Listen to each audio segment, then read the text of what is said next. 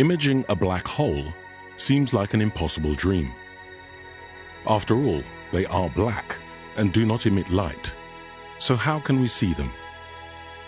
Well, with a telescope big enough, we could at least see the immediate surroundings of the largest black holes. The supermassive ones that are millions or even billions of times heavier than our Sun. Then we would be able to unveil some of the mysterious secrets these monsters hide.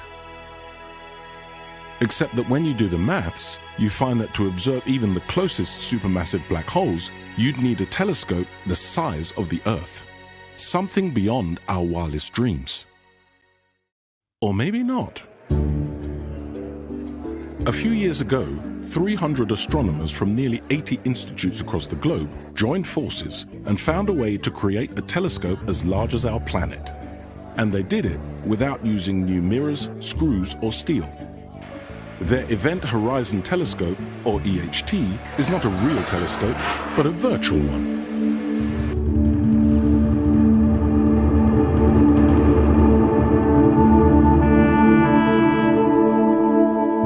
The stroke of genius of the EHT collaboration was in using powerful radio telescopes that already exist, including ALMA and APEX, co-owned by ESO. They combined their observations in a way no one had ever attempted before, with a technique called very long baseline interferometry.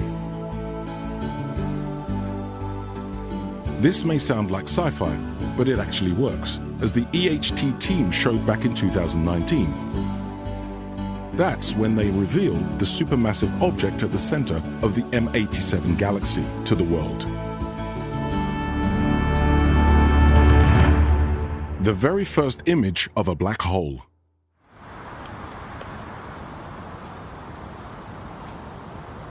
To understand exactly how hard that was, let us drop in some facts.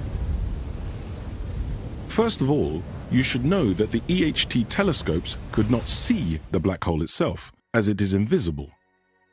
Rather, they picked up the radio signals from the hot glowing gas around it and imaged the shadow the black hole casts on it. To do this, the telescope antennas in the EHT array had to be pointed to exactly the same position in the sky at exactly the same time.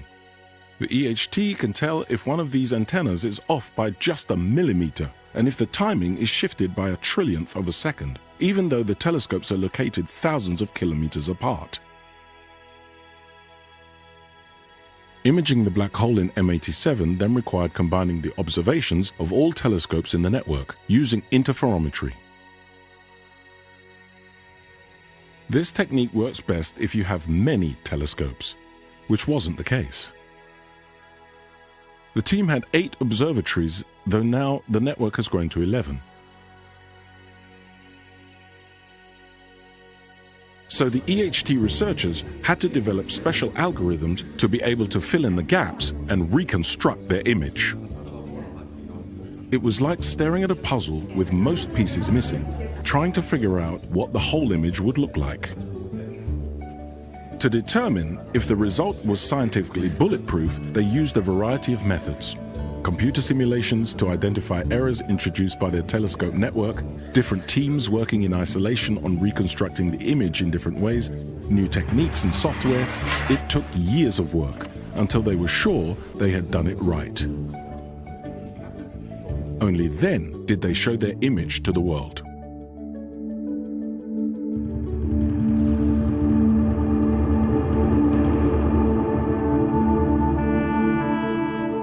The result was like peering at the black hole in M87 with a telescope almost the size of the Earth, an instrument so powerful that it could see details as small as a donut on the moon.